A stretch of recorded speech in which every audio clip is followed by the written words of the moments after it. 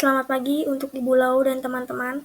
Kami dari kelompok 2, yaitu Patricia, Rainer, Raymond, dan Nabila, ingin mempresentasikan materi yang berjudul biaya kualitas.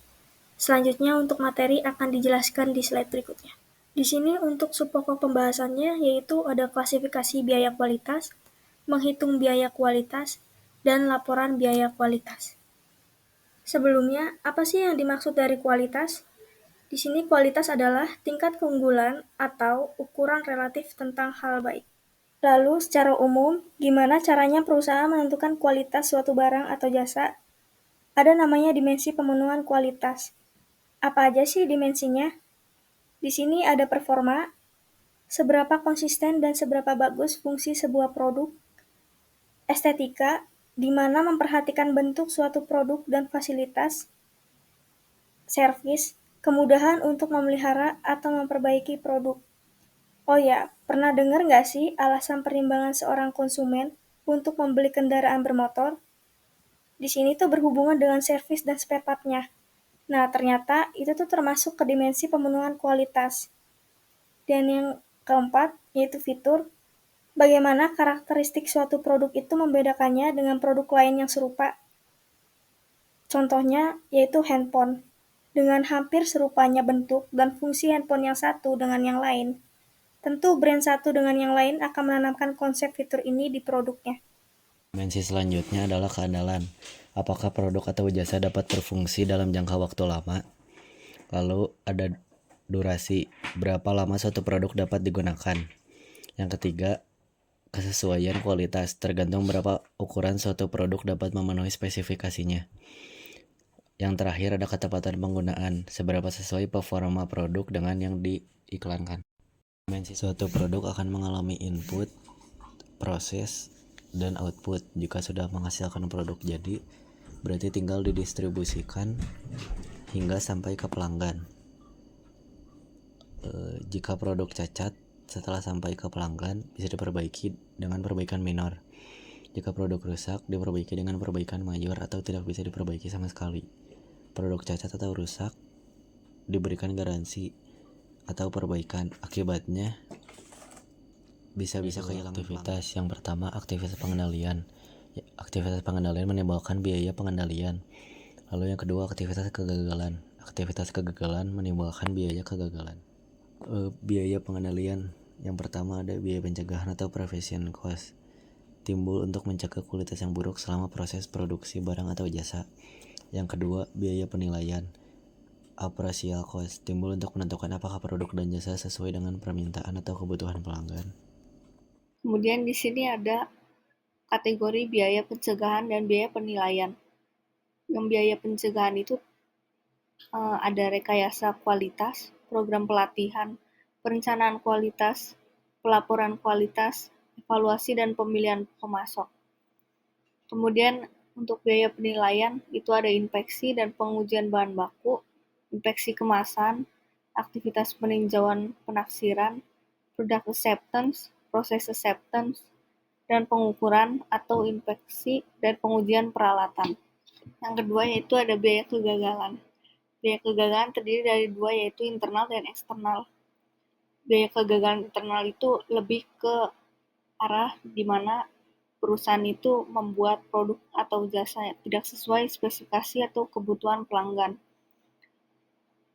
Kalau untuk yang eksternal itu lebih ke arah kerusakan produk tetapi diakibatkan oleh pihak eksternal seperti dalam proses pengiriman barang atau produk tersebut adanya suatu kecacatan atau suatu kerusakan ketika sampai di tangan pelanggan. Kemudian di sini ada contoh biaya kegagalan internal dan biaya kegagalan eksternal.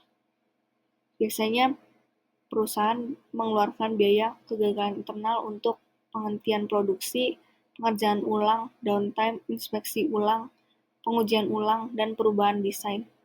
Kemudian untuk yang eksternal itu ada garansi, perbaikan, ketidakpuasan pelanggan, dan kehilangan pangsa pasar.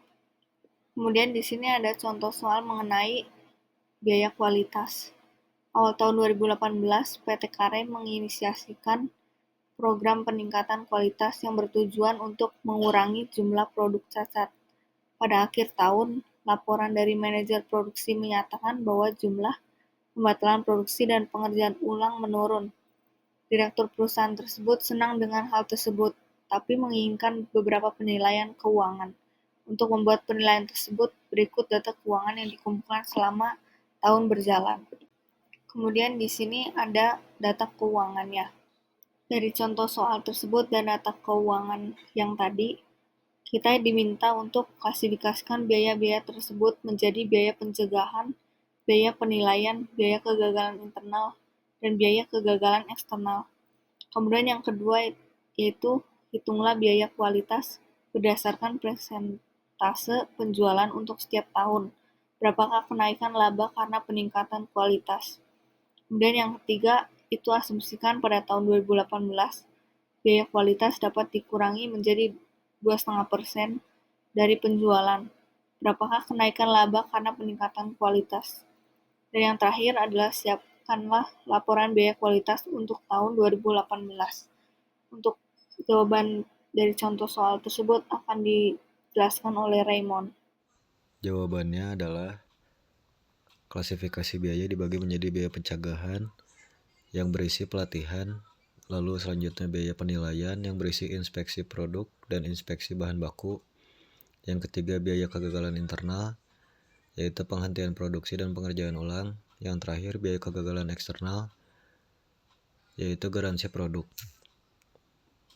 Lalu jawaban untuk soal yang nomor 2, biaya kualitasnya dihitung di tahun 2017 dari 400.000 ditambah 600.000 ditambah 100.000 ditambah 800.000 ditambah 40.000 ditambah 60.000 sama dengan 2 juta, 20% dari penjualan. Ini mendapat 2 juta dari tabel yang sebelumnya. Lalu selanjutnya 2018 juga sama, totalnya 1.545.000, 15,45% dari penjualan sebelumnya. Laba meningkat sebesar total yang 2017 dikurang 2018 sama dengan 455.000. Selanjutnya, yang ketiga, biaya kualitas 2,5% dari penjualan. Tinggal dikalikan 2,5% dikali 10 juta sama dengan 250.000. Lalu selanjutnya, ada tabel biaya, aktivitas, dan perbandingan tahun 2017 dan 2018. Yang pertama, ada biaya kegagalan internal, aktivitasnya penghentian produksi di tahun 2017 400.000 dan turun di 2018 menjadi 300.000.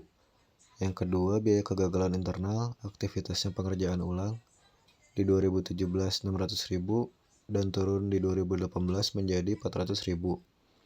Yang ketiga, ada biaya penilaian, aktivitasnya inspeksi produk di 2017 100.000 dan naik menjadi 125.000 di 2018. Yang kelima, ada biaya kegagalan eksternal, aktivitasnya garansi produk di tahun 2017 800.000 dan turun di 2018 menjadi 600.000. Lalu ada biaya pencegahan, aktivitasnya pelatihan di tahun 2017 40.000 dan di tahun 2018 80.000. Yang terakhir ada biaya penilaian, aktivitasnya inspeksi bahan baku di tahun 2017 60.000 dan di tahun 2018 40.000. Total di tahun 2017 adalah 2 juta dan di tahun 2018 1.545.000. Lalu yang terakhir, laporan biaya kualitas dari PT Karya untuk tahun yang berakhir tanggal 31 Desember 2018. Yang pertama ada biaya pencegahan pelatihan, biaya kualitasnya 80.000 dan 80.000, persentase dari penjualannya 0,80%. Selanjutnya biaya penilaian, ada inspeksi produk 125.000, inspeksi bahan baku 40.000 dan 165.000. Persentase dari penjualannya adalah 1,65%. Yang ketiga, biaya kegagalan internal, ada penghentian produksi senilai 300.000 dan pengerjaan ulang senilai 400.000. Lalu di pengerjaan ulang juga ada 700.000. Persentase dari penjualannya adalah 7%. Yang terakhir ada biaya kegagalan eksternal garansi 600.000, persentase dari penjualannya 6%. Total biaya kualitasnya 1.545.000, persentase dari penjualannya 15,45%. Sekian presentasi dari kelompok kami. Kami ucapkan terima kasih.